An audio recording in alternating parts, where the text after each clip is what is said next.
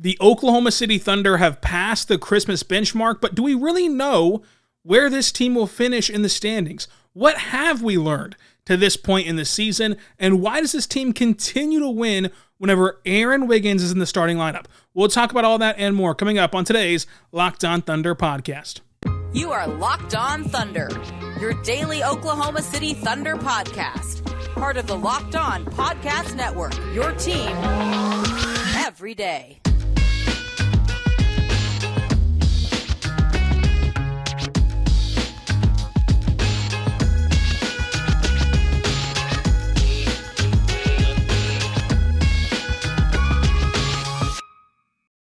Let's get it going on the Locked On Thunder podcast, on the Locked On Podcast Network. It's your team every day. I am your host, media member, and editor-in-chief over at thunderousintentions.com, Rylan Stiles. You can follow me on Twitter at Rylan_Stiles. Follow the show on Twitter at LOThunderPod. Email the show, LOThunderPod@gmail.com. On today's show, brought to you by PrizePicks. Where does OKC stand post-Christmas? And with the weekend ahead, when is Judgment Day for this Oklahoma City Thunder team? Plus, what have we learned to this point in the season? And diving into the numbers of why this Thunder team wins when Aaron Wiggins plays more. Today's episode is brought to you by PrizePicks. PrizePicks offers first-time users and anyone that plays for the first time 100% instant deposit match up to $100 with promo code LOCKEDON. That's PrizePicks.com, promo code LOCKEDON. So, Christmas time is a very important day on the NBA calendar. It is arguably the most important date on the NBA calendar in the regular season. Not only is it a date in which most casual fans come back to the sport, and most casual fans view it as the season opener for the league, but for individual NBA teams, it is a benchmark test, right? You remember in school when you had those 3 benchmark tests leading up to the end of the year state-issued test that you had to pass or you had to, do good on for your school or whatever the case is on the behind-the-scenes stuff. We had those benchmark tests to see your progress and see how you were stacking up leading to the end-all, be-all test. Christmas is one of those benchmark tests. It's a day in which you walk into class and you got to pull out that Scantron and start filling stuff in. And for the Thunder, they sit here at Christmas. They've had 3 days off. Have not played since Friday. They're going to play again tonight against the Spurs on Tuesday night. But what do we really know about this Thunder team and which path that they're going to go down? Well, the question is, which Thunder team is the real one? And so the Thunder sit at 14-19. They are 4-6 in their last 10 games. But this Thunder team has been very streaky. They went 2-1 last week. But let's look at the history of this season. So the season starts 3-game losing streak right out of the chute. After that 3-game losing streak, the Thunder had a 4-game winning streak, followed up by a 4-game losing streak, which led to a 2-game winning streak, which then was the only on-off switch that they've had so far this year, which was a loss and then a win, so no streak. But after that, it was a 3-game losing streak. Then after that, a win and a 2-game losing streak. Then after that, a 3-game winning streak. And then now we get to the 5-game skid on that long road trip when the 11 days, 5 games, all playoff teams losing streak. Then you have what we just finished. The 3-game winning streak followed up by that loss to the Pelicans in OT on Friday night whenever SGA put up 44 points. So it's been a streaky year. And there were people during that 5-game losing streak that said there's no way this team's a playoff team and a play-in team. There were people after that loss to Detroit that said the same thing. There are people after the 4-game winning streak, after the 3-game losing streak, that thought that this team could be a really, really good team. And so we've rode the wave to this point in the season, and we continue to ride it now. And after that loss to the Pelicans, you look ahead to this week. What can we expect this week? Spurs, Hornets, Sixers. Spurs and 76ers both at home, 1-game roadie out to Charlotte. The Thunder would be expected to go 2-1 at the very least. And depending on who plays with the Sixers and what they kind of look at on New Year's Eve, could be 3-0. Vegas knows all, and again, Vegas Vegas did predict that the Thunder would be the favorite against the Pelicans, and they lost. But in terms of who I think BetOnline will have as the favorite in these games, Spurs, Hornets, Sixers. Thunder favored in 2, underdogs in 1. Should go 2-1. Well, folks, if they go 2-1 this week, they currently sit a game and a half out of the play-in tournament. And the Warriors are playing without Steph, and Minnesota's been streaky as well. And so the Thunder, who currently sit at 14-19 and have Shea playing at this MVP level, are in a good position when you factor in that they're going to get Jeremiah Robinson-Earl back, and that's going to provide a huge boost for them. Whenever that date comes, he's still listed as out against the Spurs, but the week-to-week timeline, we're getting to the week's point to where eventually the return has to happen, and whenever it does, Jerry's a huge boost for OKC. They have Giddey playing well right now. The last 10 games, a 20-point double-double. They have J-Dub playing extraordinary. Lou and Kinney provide what they provide. Poku has been a nice rotational piece, and then we're going to talk about Wiggins coming up.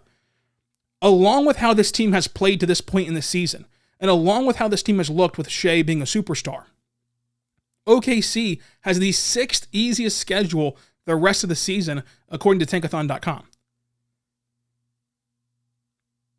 And the question becomes, how good is this team? Which streaks do you want to believe in? And simply, are you a glass half full or glass half empty kind of person? Because while they're a game and a half out of the play-in, they're a game and a half out of being the 5th worst team in the NBA record-wise. OKC has the talent for getting the preconceived notions of what this team was supposed to be.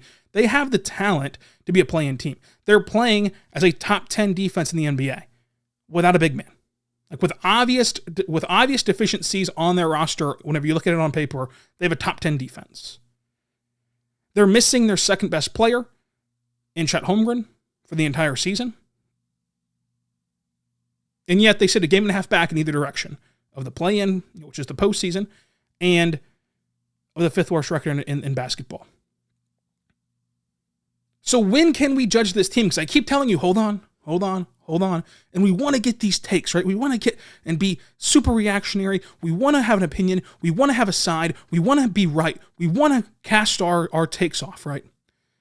Well, let's look at the schedule. If you take this as a benchmark, so far, we only have a baseline of what this team is capable of in a good way and a bad way. The next benchmark will come January 16th. And I think that benchmark will give us a pretty good indication of how this student will do on the end of the year exam, in this case, the Thunder being the student. So from now until January 16th, here's the schedule. Spurs, Hornets, Sixers. Should be a 2-1 week. Then next week, you go Boston, Orlando in a home road back-to-back. Boston at home in the Paycom Center. Then the next day, you're in Orlando playing at is it called the Amway Center still? At the Amway Center against the Magic. Magic, of course, playing really well as of late. It's a tough home road back-to-back. Then you play Washington and Dallas, both in the Paycom Center. Could you go 2-2 in that stretch? The week after that is a nice road trip. At Heat, at Sixers, at Bulls, at Nets. Probably a 1-3 stretch, maybe 2-2. And so depending on how you fare in these next games, that leads you up to January 16th. So between now and then, you play Spurs, Hornets, Sixers, Celtics, Magic, Wizards, Mavericks, Heat, Sixers, Bulls, Nets. That's your next 6 games, or whatever it is, 7 games, whatever it is. By that time that you get through that stretch of the season, while still having, a bottom 6 strength of schedule the rest of the way, you're going to know where this team's going to finish. And you're going to have a better idea of where this team is at. Now, I want to say, after all this build-up, I still think that this team finishes with the 5th or the 6th or the 7th or 8th worst record in the league. Somewhere between 5 and 8th in the reverse standings. But I'm going to say that the idea of this team making the play-in tournament can no longer be just flippantly dismissed, can no longer be just outright ignored, can no longer be casted off as a silly idea. Because as of today, as of December 27th, it comes down to your notion as a person. If you think more in the glass half full capabilities and capacity, you're going to say this team is a play-in team. The Warriors lost Steph. Minnesota's a streaky, organization, streaky team this year. The Thunder are young. They're playing a lot of close games, a lot of clutch time minutes, and they're able to learn from these experiences and take them with them for the sixth easiest schedule the rest of the way. And they have SGA who's playing at MVP level. Like you're going to say that this team can do it. If you want to go glass half empty, you say, well, they're also a game and a half out of the fifth worst record in basketball, which leads to like a 39% chance at a top 4 pick, and the Thunder are a piece away, and then they're going to get Chet Holmgren back, and it's just there's more incentive for the Thunder to get a better draft pick in this loaded 2023 draft. And so it just comes down to personal preference and personal outlook on all of this. So what I would suggest is, instead of making an evaluation at Christmas, which a lot of the teams can, but the Thunder are one of the few teams that can't, you treat it the way that the casual fans treat it. This is the start of the season. They've been streaky to this point. Let's see what they do. Here's a big thing. Tonight against the Spurs. Can you stop the streakiness? You lost a tough game against the Pelicans. I get it. It was a tough, hard-fought overtime game. It's disappointing. Shea had 44 and lost. You had 3 days off. You had the holiday in between. You might come out a little sluggish, but it's at home. The Spurs are on the second night of a back-to-back, and play-in teams win this game. Play-in teams win this game. They end a losing streak before it starts. They turn this into a winning streak by beating the Spurs, having a day off, going to Charlotte, and beating the Hornets, and then you're on a two-game, at that point, winning streak, and you're heading back home to celebrate New Year's at home and to play the Sixers. And I believe that the Sixers, don't quote me on this, but I believe they're going to be on the second leg of a back-to-back on New Year's Eve. So we'll see. These little judgments from now until the 16th of January are going to determine the season, in my opinion. I think that we'll know January 16th where this team is headed. And I get that it's difficult to have not known that already, to have not kind of had that in your bag already, but it's coming. And from now on, you're going to watch competitive, fun basketball in the Paycom Center. So get out there tonight. Tickets still available for this game against the Spurs. Get out there New Year's Eve and start your party and celebration a little early at the Paycom Center. This is going to be a fun team to track the rest of the way. Let me know down below in the comment section on YouTube how you think that this season will end up for the Oklahoma City Thunder, where you think they're going to finish in the standings, but also go over to PrizePicks, because PrizePicks is incredible. It is so easy to use, and we all can have that love for fantasy sports, but not everyone can invest the time it takes to truly beat a pool of players who spend their entire being trying to find the edges and trying to find the numbers that can help them win. Well, at PrizePicks, it's simply just you versus the projected numbers. Therefore, you don't got to stay up all night studying these things like in this exam. Like, you just get to go there to PrizePicks.com, go on the app PrizePicks, and you pick 2 to 6 players. And within those 2 to 6 players, you're going to pick the over-under on their projections. And after you do that, you can win up to 25 times your money on any entry. It's this simple. So tonight, Spurs, Thunder. Let's say you want to do Shea over on points. Let's say that the line is 25.5. You want to take the Shea over on points. He's going to score more than 25. And you're going to throw a little sneaky bet in there. You're going to throw in there, let's do Wiggins over a half steal. We're going to at least get 1 steal in this game. You can do those kind of things at PrizePicks in this app and at this website, PrizePicks.com, in the PrizePick app. So make sure you go there right now. They don't have NBA only. They have NBA, they have NFL, they have MLB, they have NHL, PGA, college football, men's college basketball, women's college basketball, soccer, WNBA, esports, NASCAR, tennis, MMA, boxing, disc golf, Eurobasket, cricket, and more.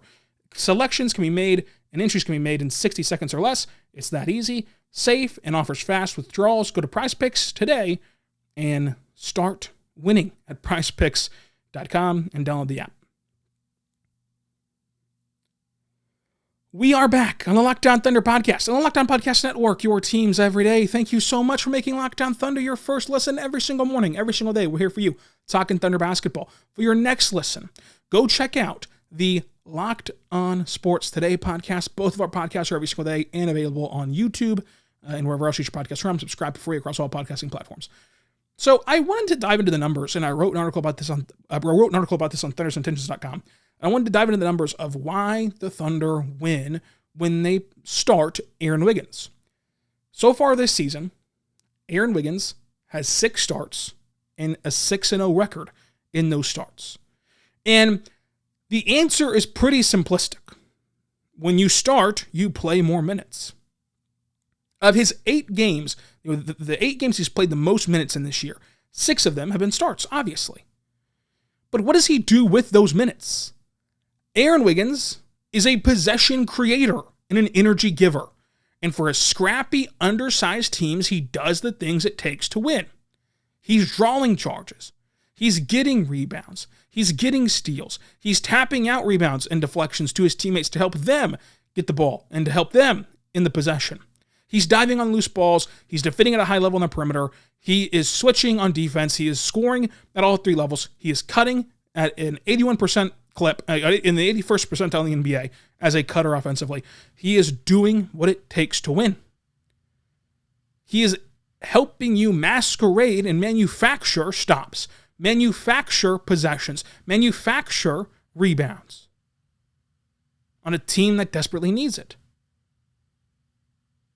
He's had 3 games this year with 3 steals.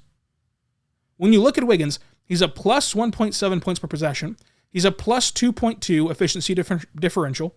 He's in the 89th percentile in offensive rebounding percentage. On non-corner threes, he's shooting 39%, which is at the top of the key, where you're most likely to see Shea drive in, get trapped, have to turn and kick out to the top of the key. Who's there? Wiggins knocks it down at a 39% clip. Mentioned before, 81st percentile in the NBA as a cutter offensively. When Wiggins and SGA share the floor together, OKC is up to 116 points per possession with a plus 2.7 differential, and he is just a great option to play alongside Shea. I agree with Mark that the Thunder would not be 82-0 if they start Wiggins every single night, and there's a better chance than not that the next time he starts, the Thunder will lose. Because it's not about the fact that they have won 6 and they've started him 6, but it's about the winning plays he makes to give you the shot to win the games, to give you the chance to win the games. And there's not very many players on this roster who give you a better shot to win than Aaron Wiggins. There's not very many players on this roster who make more winning plays than Aaron Wiggins. There's not more many players on this roster who understand the game at the level he does, who understand how to make those winning plays, how to impact a game, how to stay composed, how to understand their assignment, but also their teammates' assignment, to understand if their teammate is messing up, okay, I'm going to go fill in for them. They're going to slide over, get them in the right spot on the floor, both offensively and defensively. Like, Wiggins just does everything, and he's able to do everything. He's not a superstar. He's not an all-star caliber player, but he is somebody who can win you basketball games, who can win you playoff series eventually, who can make the difference and turn the tide and tie your group together. Every team needs superstars. Every team needs guys like Shea. Those guys run the league. Those guys run your organizations. Those guys turn the tide. Basketball is a star-driven league more so than any other sport. Baseball, you can have Mike Trout, who many consider the best player ever. You can have Mike Trout. He can't get the Angels to the playoffs but one time. The Angels, in his career, have been to the playoffs once, and they got swept by a mediocre Royals team on paper that got hot at the right time and won a World Series. Went to the World Series in that year, won it the next year. You can have the best player in baseball, and it amounts to nothing.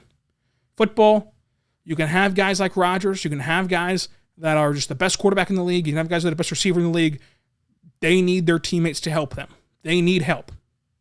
You can have Mahomes, and D4 jumps offside. In basketball, your stars drive everything. But even they can't do it alone. You need complementary pieces. You need guys to pass the baton to. And Wiggins is somebody you can pass the baton to. He'll pick up right where they left off, and he'll get you to the other side. Either helping Shea on the space out and the spray outs that Shea has to create from his driving gravity, or helping the Thunder stay as a cohesive unit on both ends of the floor when Shea's off the floor to get Shea back in the game to a either lead or a more manageable margin. Wiggins makes winning plays. That's why they're 6-0 when he starts. It's not to say he's going to go 7-0 in his 7th start this year. But it is to say that it's not just a throwaway stat. The stat just might not be what you think it is. The stat is more so pointing out and giving you the flashing lights. Hey, look at me over here. And leading you to the solution or the problem, however you want to look at it. It's like if your check engine light comes on. I don't just get in my car one day and know my engine's messed up. But if I turn my car on and that check engine light comes on, I'll say, hey, I better go look at that. Take it to AutoZone, wherever. And they tell me, yeah, you need this or that or the third. And they fix it. With Wiggins, the 6-0 thing, it's just leading you to go dive deeper. And whenever you dive deeper, you find out why they're 6-0. And it's because of his winning impact. Not to sell you on Wiggins as if he's some superstar or some guy that you have to have, but he's a really, really good rotational piece.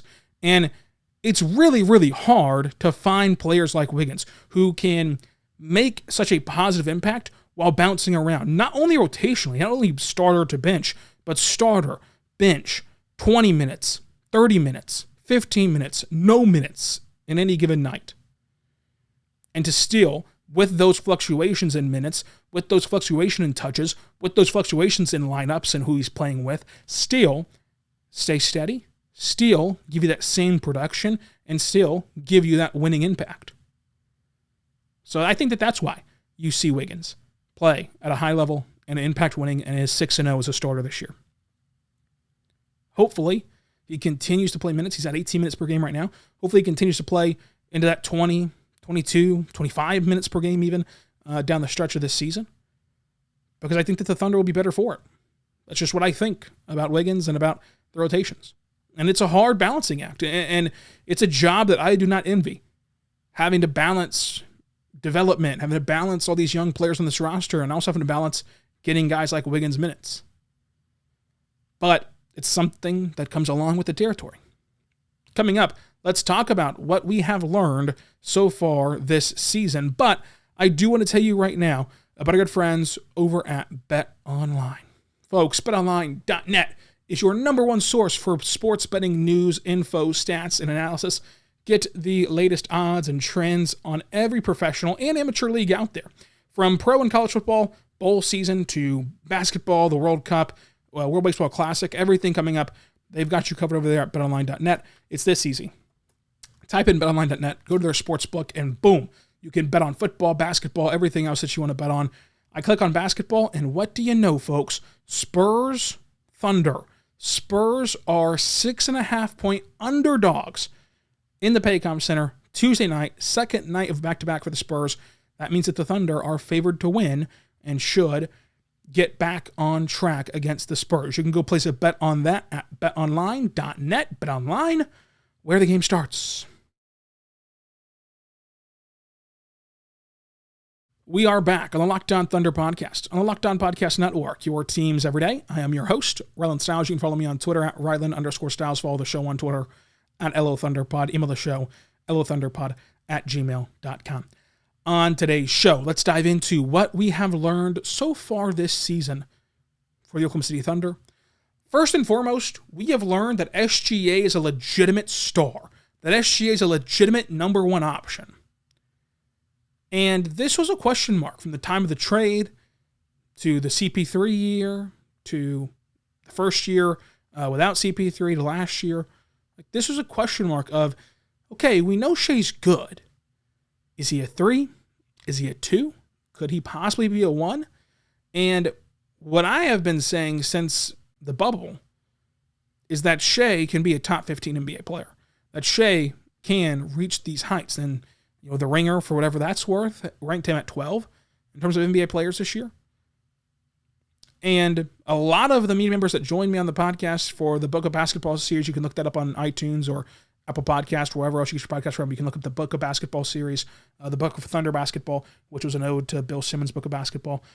On that series, I had every media member out there on the podcast to talk about OKC, and we discussed Shai. We discussed his ceiling. We discussed kind of what this team looks like in Shai's image. And this year, he's taken that step. This year, he's shown you number one guy in the franchise potential. And what's so great for the Thunder is he's a number one guy on and off the floor. in many different ways. So yeah, he's averaging 30 points a night, 31.6, I believe it is right now. And he is someone who is going to be able to mesh on the floor with anyone you put around him and make them better. And he's playing defense this year, and he's improved in every category this year, ever. He's just amazing. He's going to be an All-Star this year, has a argument for All-NBA this year. All that's great. Off the floor, he says all the right things about wanting to be here. He says all the right things about his pairing with Josh Giddey. He says all the right things just in general.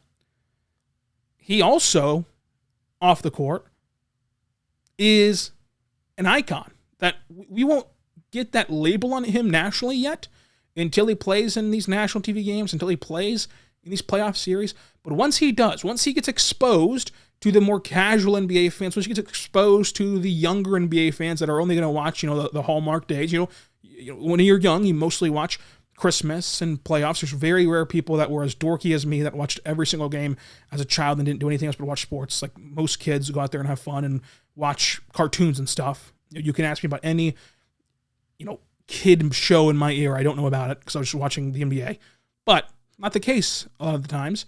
And so whenever the Thunder start playing on Christmas and they start playing, in these playoff series, and this younger group sees his fashion, searches him up on Instagram and searches him up on social media and sees how he reacts and how he acts on there and how funny he is and nice he is and the fashion part of it, the shoe part of it, the interesting parts of his life. That's how you become transcendent. That's how you become a global brand as an organization. That's what that first wave of the Thunder had. This is what the Thunder are going to look forward to in Shai in the future as well. So on and off the floor, we've seen Shai can be your brand ambassador. He can also be your number one overall player in an organization that is going to be a very, very fun team to watch and a very, very good team that wins a lot of games. We've also seen that Poku has turned into a rotational player, and he had his birthday today, turned 21, and Poku now looks like an NBA rotational piece. And we're going to talk about this either later this week or next week, but Poku's pairing with Chet Holmgren, and whenever Chet Holmgren returns, it doesn't take away from Poku, it adds to Poku. Like Chet coming back to this team only helps Poku. He's not just some stand-in. He's not just some understudy that is just playing a role that will eventually be filled by Chet. Like them playing together and them staggering each other really helps this team. And so it's really good that he's turned into this rotational piece at 21. We've also learned that Jalen Williams out of Santa Clara has all-star potential. Like, this guy's good. He has the potential defensively with his length and his lateral quickness to be good defensively. I still believe in his three-point potential. I was talking to Andrew Schlecht at the game on Friday. I think that it's a lot like Jeremiah Robinson-Earl, where I was preaching all last year till I was blue in the face, like, this guy can shoot. I know it's not going in. This guy can shoot, though. He can shoot. And I probably sounded ridiculous. But now this year, you're seeing the shot fall. And so with J-Dub, I feel the same way. Like, he can shoot. It's not falling yet, but he can shoot. So maybe it takes a year or 2 or 3 to actually fall, but eventually I think that's going to fall. Then you can see him score at all 3 levels. Then you can see him have the ball in and out of his hands offensively. And you're placing a guy with his length and size and quickness in an organization that cares about defense. You're going to get the best version of him defensively out of him. And that turns him into an all-star level player. As we've seen with Shai, as we've seen with guys like Shai, and we've seen with Mike Conley, a couple of years ago, like, you can play at an all-star level and just not be an all-star. Like, not be an all-star in the Midwinter Classic. But you're still an all-star level player. Mike Conley was amazing on those Memphis teams. Didn't get his first all-star game until the non-fan season, where he made it over Shai. Shai was amazing last year. Didn't become an all-star. The year before, all-star worthy, didn't become an all-star. This year, you'll be hard-pressed to make him not an all-star. He's going to be an all-star this year with Shai. But he's been playing at that level for a couple of seasons now. So when I say all-star potential, I don't mean he's literally going to be on the team. Because to get multiple all-stars, you're going to need to be a really good team. And to get an all-star vote over Shai, impossible. When the Thunder are good, it's going to be Shai as your automatic all-star. Then you also have to consider Chet Holmgren. And so even if Chet Holmgren and J-Dub are playing both at an extremely high level, just the perceived idea of Chet Holmgren, our perceived notion of him, is going to elevate Chet Holmgren to where he's the second all-star if the Thunder ever get good enough to have 2 all-stars, which they will. So it's going to be hard to get a third one. But he can still play at that level. I also think that we've learned that Darius Baisley's not part of the future plan. Like the way that they're using him, the way that he's in and out of the rotation, his contract situation, like it all just points to him not being part of the plan. We did a whole podcast on that earlier this month, so go look that up. It's even titled Baisley, The Writings on the Wall, so you can see that on YouTube or any other podcasting platform. We've also seen Josh Giddey make the adjustments to the adjustments in the NBA. And so understanding that your young player can make adjustments is a really good thing. Isaiah Joe, he's a shooter. And you can go back to the podcast that I did whenever they signed him. We always saw these flashes with the Sixers, but he's playing on a really good team with good guys around him. And it's very limited sample size. Like it's very limited. So it could have been small sample size theater.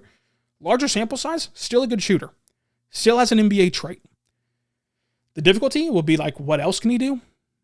We've seen him cut a bit. We've seen him shoot on and off the catch and off the dribble and everything else that we need to see shooting-wise. Can he stay on the floor defensively? Like there's been a couple of games this year where the other team just hunted him down defensively and you need to take him out of the game, and so you lose that shooting. But in general, Isaiah Joe has shown you he's a really good NBA player for rotation, like as a rotational piece. And I think that'll be in Oklahoma City, and we'll see if that is or isn't. But in general, no matter if it's in with the Thunder organization or in another organization, he'll be a rotational part of a team. And number 7, the last thing that we've learned, this team is stacking so much young talent together, they will win sooner than later. No one would have thought, if you told them in October, that after Christmas, the Thunder would be a game and a half out of the play-in without Chet Holmgren. So you add Chet Holmgren back, you add a 2023 first-round pick, you also have salary cap and trade options and salary cap, again, to the trades, the assets to go make a trade. You have all those options at your disposal to not only just add Chet Holmgren back next year, but to make a trade to fill out this roster. Either a blockbuster or just a tie-in trade that like just ties the roster together and puts a bow on top of this young team. Plus internal improvement, and you see that this team will really be a winning one sooner than later. Like I would be shocked if this team isn't in the play-in next year, at least. And that's without seeing anything that they do in the offseason. That's, of course, barring health. Of course. But in general, this team can be a play-in team.